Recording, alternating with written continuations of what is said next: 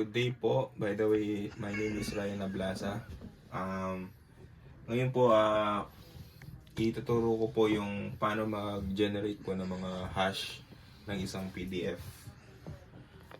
Number one po, syempre, i-open po natin yung hash generator. Ayan, yung hash generator. And then, mag-open po tayo ng file. And then, yung file type po is get my hash value. Open po natin yan. And then, generate po natin. Ayan po ang lumitaw na hash value dun sa file type name po na generate po natin using hash generator. And then, mag-e-edit po tayo ng file. Yung pong ginamit po natin ngayon. Edit po natin siya. Ito po. Then, desktop.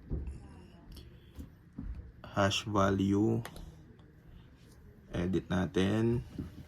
Lagay natin BS in criminology. Ayan. Yan, BS in criminology po, no? And then, i-generate po natin.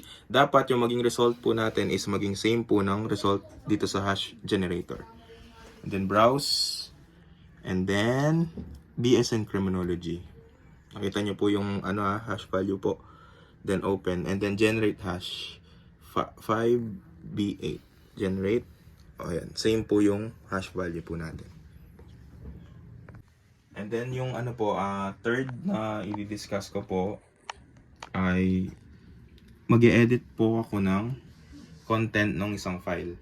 Yung file type po na, file name po natin is get my hash value. Yan po yung original. Ayan po yung data niya.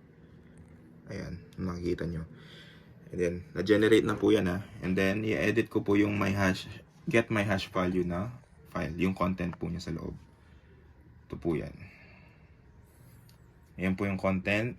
And then, papalitan po natin yung try to hash me ng capital BS in criminology.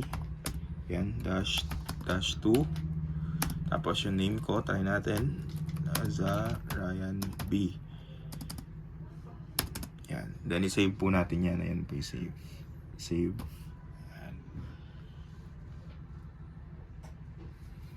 And check natin dito sa hash value, Ayan. Browse po natin siya.